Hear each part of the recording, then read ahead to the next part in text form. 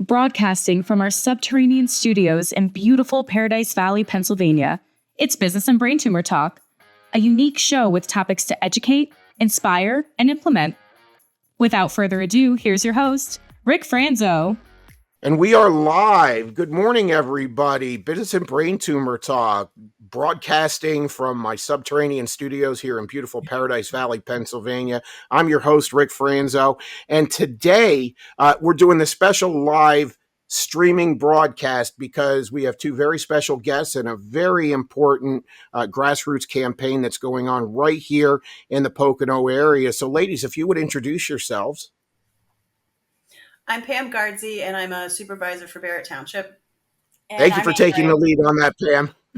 She poked me. And I'm Andrea Hermes, and I started this Mountain Strong Poconos grassroots group to help hurricane survivors in North Carolina. This is so great. There's been so much that has happened in the past month or so since that devastating hurricane came up and, really just crushed the southeast part of our country. And this is really important. So, Andrea, if you would tell us a little bit about how this all got started. I mean, there has to be some sort of connection, right? There is. When the hurricane hit the Carolinas on September 26th, my husband and I were, watching news and just trying to understand what was going on. And immediately we thought of our loved ones in Greenville, South Carolina, and in Asheville. And we couldn't get through to them. And it took about 4 days to get through to them due to cell service interruption. So finally, we sent sheriff for a wellness check because they're in the 80s. And thankfully, they were fine. House had some damage, but they were fine. And then our friends in Asheville had some damage also, but were fine. So then we started to really go down the rabbit hole for me of Facebook Reels, because that's where I was really finding information about specific places. And I happened upon Kristen Hooked on Smoke in Lansing, North Carolina, which is about 40 minutes from the Virginia border. And Bob and I have hiked those areas. It's all part of the Appalachian Mountains and the trails. And we've hiked in so many of those towns for over 20 years, stayed in those towns, the ones that have been devastated. So trying to comprehend what was going on and then listening to Kristen begging for help. No one's coming. Somebody has to help. I don't think anybody can hear us. If you're out there, people are dying. We really need help. So somehow she was getting in her vehicle and driving different places just to try to get cell service. And so I just messaged her and I said, what can we do? Who can we contact? And we just started a relationship that way, which shows the power of social media. Which everybody does talk about, but until you're in it, you don't realize how powerful it is. So anyway, Bob and I decided we have to do something. So we thought, well, we'll ask, friends and family, we'll do a collection, we'll hop in the car, get some supplies, and we'll go down. And then as I was watching these reels and seeing how big the devastation was and how much need there was, I thought, no, it has to be a little bigger than this. So then I approached Pam and the supervisors at Barrett Township thankfully their meeting was like 3 days later. And I said, listen, this is what's happening. Can we do something as a town? Can we be a sister town? In that way, we won't forget them. We won't just drop off supplies and go on with our lives. Can we adopt them for a period of time? And immediately they jumped on board. And then I said, well, I have some things in my garage, in my home. I don't have the space. And they said, okay, you'll have space. And that's really how it started. That's how it that was the grassroots part of it where it started. That's amazing. That's really, such an amazing story. Not unusual that people that have ties to a certain area want to help, but you put this together. I've known you pretty much my entire life. And so I know that your organizational skills are off the charts. And so with the businesses that you and your family have owned, and so this is no surprise to me. So everything got organized. And how big is Lansing, North Carolina, in population, maybe? It's about 4,000 people, but they rely on tourism. So then their numbers go up through the summer. After COVID, people moved out, like they did here, moved out of the more populated areas, and it became one of the best towns to work from home. So that was kind of their little catch to get people. There's only 14 stores in the town, all mom and pop. They've all been destroyed. The devastation there was what you would see on the reels or on news. They were the kind of town there's a lot of hollers, as they call them. Yeah. And so pockets of people, pockets of, families generationally living on this land. And no one can get to them. So they were the kind of town where Cajun Navy was dropping supplies. The mule brigades were going up horseback, backpack hikers were taking supplies up. People had nowhere to go. Their homes were gone or severely damaged, vehicles gone, livelihoods gone. And then they're stuck. They can't get into the town, elderly, children. So really it was that kind of remote, boots on the ground type of effort that was going on. And mostly, honestly, it was nonprofits who were in there immediately and doing what they could. 14 businesses in a town. Think about that, right? 4,000 residents. Reminds me of the little villages in our area, right? So Paradise, Cresco, Mountain Home, Canadensis. It's all very simpatico. So this was really kind of made for each other. You just kind of made it happen. Both of you did, and the supervisors as well. So where did all of this actually progress to? How did this evolve? So you got the grassroots efforts going.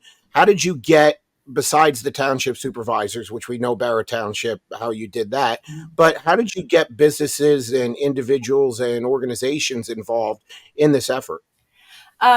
Well, Barrett first used their social media platform to get the word out. I used my personal Facebook page, and then I created Mountain Strong page, and I just went on to all of the local community pages.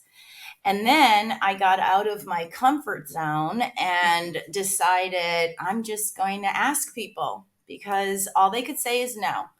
And the first business was Jennifer Major at Stonewall Garden. And I have known Jennifer a while. And I said, hey, this is what I want to do. Absolutely. Can we do this? And she was on board immediately. And they became pretty much, besides Bark, which is where we are, besides the Barrett Township building, they became pretty much our kingpin in getting the word out, collecting.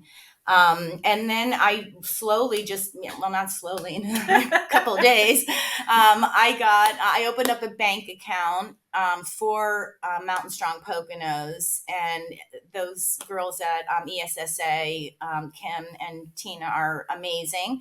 And I was able to put a collection box there. So Stonewall and then ESSA. Then I went to Marianne Lewis at the Barrett Paradise Friendly Library. And she right away use all of our resources. We'll do whatever we can. So that became a collection center. And then Lewis's Supermarket became a collection center.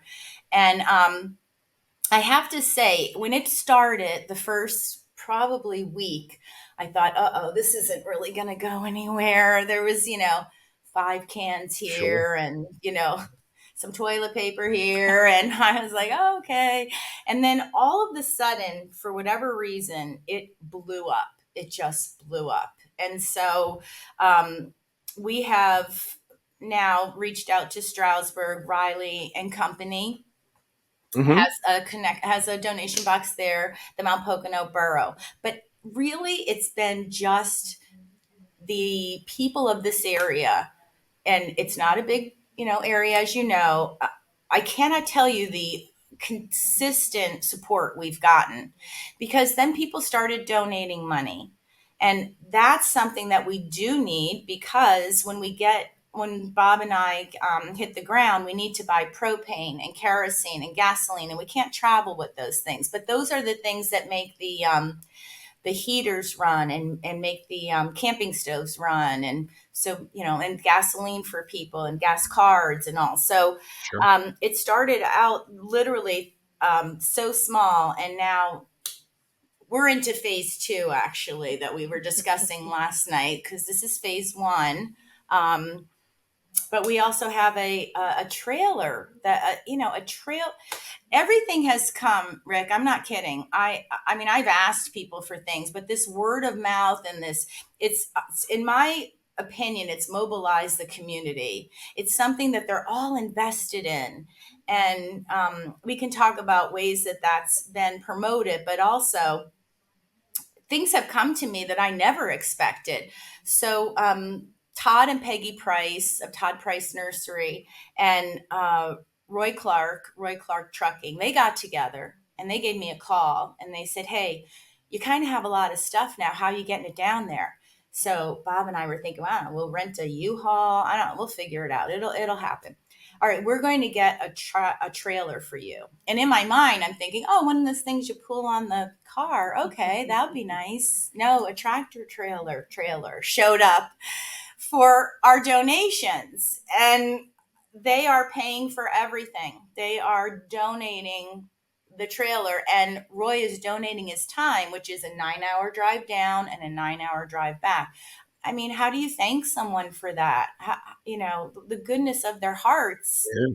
to be invested to help people that they don't know, but know they need the help. And we're in a position where we can help. We have more than anyone there. I mean, everybody has their things, but we have so much more than anyone there. We have homes, we have heat, we have food, our families are safe. So everybody, I think, is going from that perspective to help. That it takes a village to help a village, right? And Right. so you can use that as a catchphrase. That's fine. You can. I don't own the rights to that, but it really does. So it's villages like our villages in our area and our small community, which thrives on tourism, Right. same as that does. So that is just an incredible story. So you have a deadline to fill this tractor trailer that was so kindly donated. Talk about that a little bit. Well, we have November 8th. We would like to kind of wane with the donations, because Peggy Price, Todd, and Roy are actually going to palletize everything. So that means that that's going to take some time. And we have filled over half the trailer now, but we also have things coming in every day, and people contacting us every day. So I really believe that we will fill this trailer. And then Roy is going to leave the night of the 15th of November and then drive through the night and arrive in Lansing on the 16th.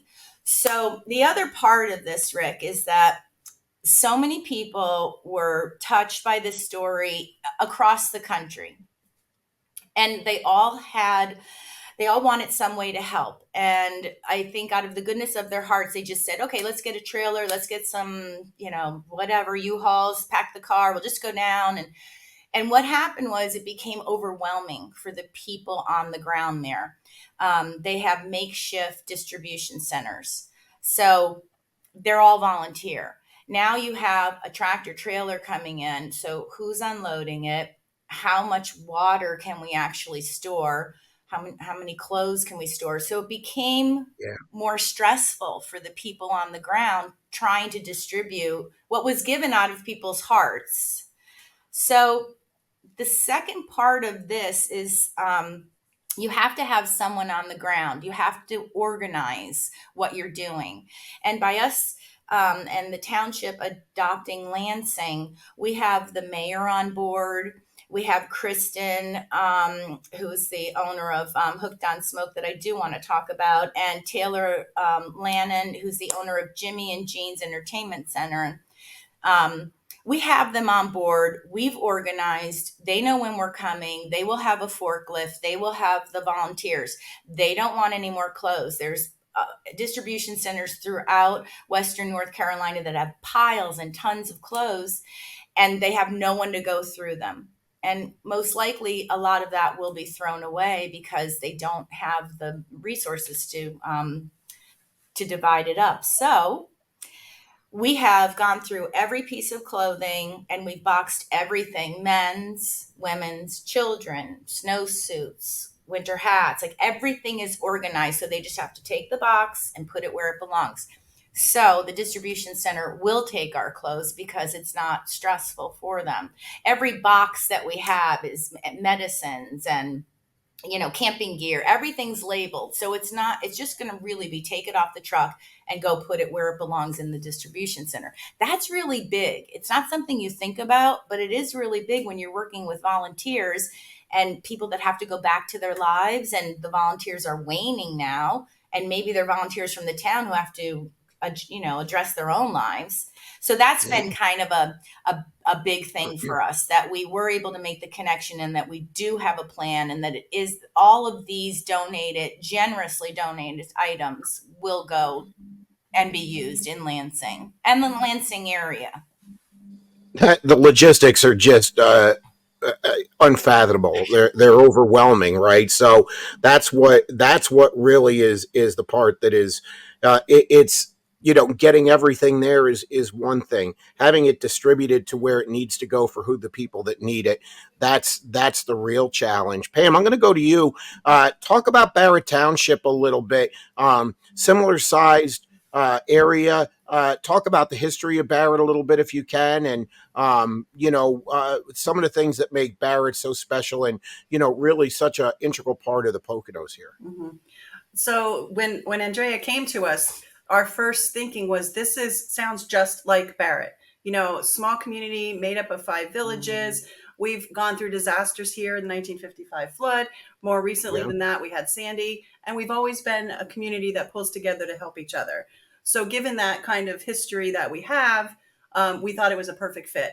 And the whole link of they thrive on tourism, we used to, and we still are trying to bring that back to a point. But there were so many things that were alike that it just made sense for us to adopt them as a sister town. The history of Barrett sounds like the history of Lansing. So it made sense for us to team up. That's great, and appreciate that. If you could put a visual, everybody who's watching and going to be listening to this, right, in your head, think about just going through like a road. So we have 191, we have 390, mm-hmm. routes 191 and 390. When you said about the amount of businesses in Lansing, I'm thinking Barrett Township, which exactly. has more businesses, but you're driving down, you've got, Theo Price Lumber, you've got the diner, you've got Grant Hilfiger's building with the mm-hmm. contracting and the plumbing and the carpet store. You have, a restaurant, you have, just that whole stretch of bakery, mm-hmm. cafes, pizzerias. What if something came and devastated everything there? Something that really comes to mind for me is 10 years ago, Eric Freen, mm-hmm. there was a manhunt for Eric Freen, right? Mm-hmm. So Eric Freen, for those who don't know, kind of went rogue. And he shot a Pennsylvania state trooper and killed him. And they hunted for him for a long, long time. And the Barrett community was kind of the center of where everybody, ATF, FBI, state police, all kinds of different organizations were there. What impressed me is that the community came together. They gave all of the people that were searching for this guy meals and toiletries and things like that, because they were away from their families as well. So, Barrett Township and the surrounding area has a history of coming together for different things that have happened, and pretty darn quick. So that's really, so amazing for that. I'm going to say this right now. I'm so inspired by this. The one thing that I can do is to help those businesses. So for those that don't know, I'm a business coach.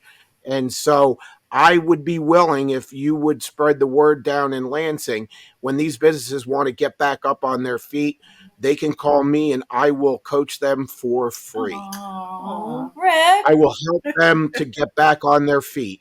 Okay. That And I is have the resources through my network that can probably help them. But businesses, they're usually small businesses. They have more challenges than not. They usually wear every hat. And for something like this to happen, where they've poured their livelihood, their heart, their soul, their passion into it, I can't even imagine. I just can't. I can't even wrap my arms around it. So anything that I can do, please, if you wouldn't mind putting me in contact with them, and I will be available and I will coach them absolutely free of charge. Well, I will take you up on that. You know that. Yeah, So, absolutely. yes. No, I'm hoping so. Yeah, I think they'll need that. I mean, honestly, when you're talking about if something happened to Barrett, and you can picture that. I don't know if we can picture it. We're going to take video. We're going to take a lot of pictures. We're going to interview some people because we want to keep this going. But in the town, there's CJ's Market, which was destroyed. That's the only grocery store for 25 to 30 minutes. So that part that's so important to the livelihood needs to be rebuilt along with the rest of them. But you have this woman, Kristen Howe, who just took it upon herself to she had a building on the Blue Ridge Parkway, and it was destroyed. And so she just went to a diner a few towns away and just started making meals with donated food. And then she was posting, and she was getting monetary donations, which she needed. She was feeding for 3.5 weeks, almost 4. And she continues. She's transitioning now, but she's continuing. Between 800 and 1,000 people a day, including EMS, the local fire departments, the volunteers, and then getting her food delivered into the mountains to the pockets of people, who were stuck. Like that's just a businesswoman who just she's amazing. That's a hero to me. And then I just want to honestly, because this floors me. So then we have Taylor Lennon, who she and her partner have Jimmy and Jean's Entertainment Center. They've changed that whole thing through the goodness of their hearts into opening up for showers for people. And now that's the distribution center we're going to use, which is in West Jefferson, a few towns down, because everybody who was doing makeshift distribution centers, now they have to try to fix their places, get back into business. So everything's going down into West Jefferson, into Jimmy and Jean's. So she created a soup kitchen. She created come and get supplies and clothes and a pantry, and is not in business right now making any money. She's just serving her community. That blows me away. Yeah, that blows me away. Yeah. It's so amazing how people step up, and we've got to really let that soak in, that people they're displaced and they're helping others that are displaced. And so, just the courage and the tenacity to make that happen is so incredible. Back to the filling that tractor trailer. What are some of the things that we're looking for to fill this tractor trailer? What specifically would we be looking for people to donate, and where can they drop these things off? Honestly, think camping, because many of the displaced families are living in tents. So it is, I want to say, maybe 3,000 feet above sea level, where Mount Pocono is something like 1,900. So it Right. is colder there. It's snowed 3 times already. They've also had rain. So people are living in tents. What do you need? You need camping gear, but they really at this point only want things that are new, because they have piles of things that have to go through, and they can't use some of them. So we had gotten through our donations. We have gotten camping stoves and camping cooking equipment, and then sleeping bags and tarps. Anything that you can think of. Mm-hmm. The heater things for your hands. Oh, we have feet. cases. Oh yeah, yeah. Yeah, the hunters use. Yeah, we have cases of body, feet, and hand of those. Actually, it might not seem important, but this always gets me as a grandma. But the kids don't have any toys. They don't have anything. So they've already been traumatized. Their families are stressed to the limit. So Mary Ann Lewis at the Barrett Paradise Friendly Library donated 8 cases of books for the kids, and another woman donated a case of coloring books and crayons. I mean, they don't have stuff you don't think about. Yeah. I mean, what about the kids? What about What the about the fire kids? departments? I do want to mention this. This is another aspect that people aren't. I wasn't aware of. I'm learning every time I talk to my contacts. But so you have all the volunteer fire companies up here who are amazing, and they're trained in so many aspects of helping people. They have the same thing there. The towns around there have volunteer firemen. None of them are trained to, and I know it's graphic, but to literally retrieve bodies in streams and in rivers that now have receded. And these are their friends, their neighbors, their family. So the trauma that the fire department members have gone through, the trauma of every family affected, and the women that I'm talking about who have rallied the town, what I'm told now is the adrenaline's gone. Now they're trying to grieve, but they're so busy putting their lives back that that's not coming easily. And I think they have survivor guilt to some degree, but they're just exhausted. They're exhausted. And what they need more, if anyone could do this, is to just find a town, make a connection with the mayor's office, the borough office. Do you need bodies? They need bodies to go and help in the distribution centers. They need bodies to make deliveries. That's something that Bob and I will do when we're down there. We're going to work at the distribution center for the days that we're down there. That's something, that not everyone can do. What you can do is any kind of camping gear, any kind of food donations, really ready to eat meals. You just pop the lid, heat it up, because we had bought some grates for open flame fires, so that you're not going to be cooking, you're going to be sustaining right now. So even the pouches where you just add water, and just think when you're camping, what are you going to bring with you? And that's the things. But we are doing a canned food drive and shelf stable food drive. Yes. Fantastic. If you could talk about a little bit of how people can donate and what the information is that they can do. And we're going to post all of this not only on social media, but, this is posted pretty much everywhere. And so post it and share for sure. But what are some of the things that they can do? Where can they visit? You have a Facebook page, right? Yes, we have Mountain Strong Poconos is our Facebook page. Because everything's transparent with what we're doing. We have a board, people that I've dragged to do this. Here's where you can donate. So Mountain Strong Poconos has a Facebook page. You can contact Mountain Strong Poconos at yahoo.com. And for monetary donations, you can contact Andrea Hermes, right, who was just on here. And so Andrea is at ANDREA,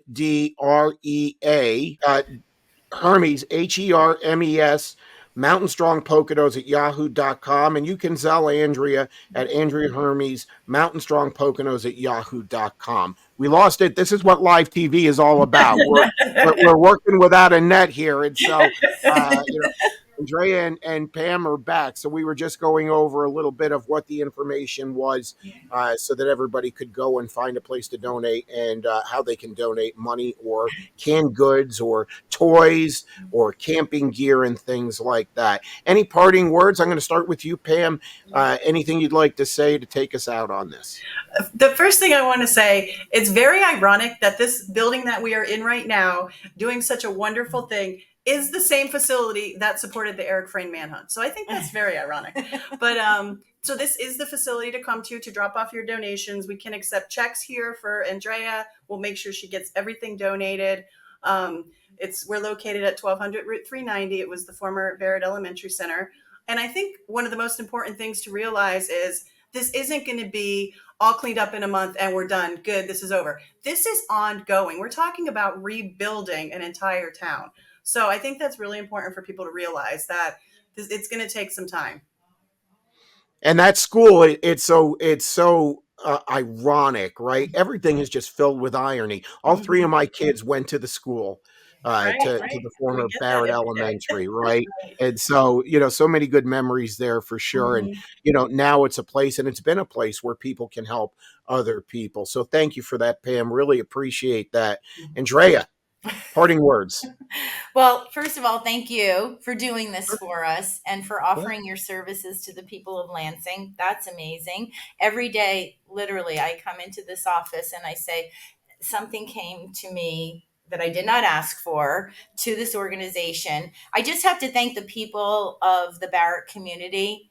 Obviously, the township supervisors and staff have been amazing, but the community itself and the outpouring of donations, monetary, and also, with blankets and coats and all, it is overwhelming to me that this small area has given so much, and we really want to thank them. And we are going on to phase 2, which is going to be fundraising, and we're working on that now, and that's going to be fun for everybody. Yes, stay tuned. Fun things coming. Excellent. Thank you both so much for being here today. And, we're going to keep up the engagement and make sure that everybody knows where and how to donate. This is so important. I appreciate both of you. Thank you so much for being here. Thank you, Rick. Thank you. You got it. No problem. This has been Business and Brain Tumor Talk. We're out. Stay gold. Thank you.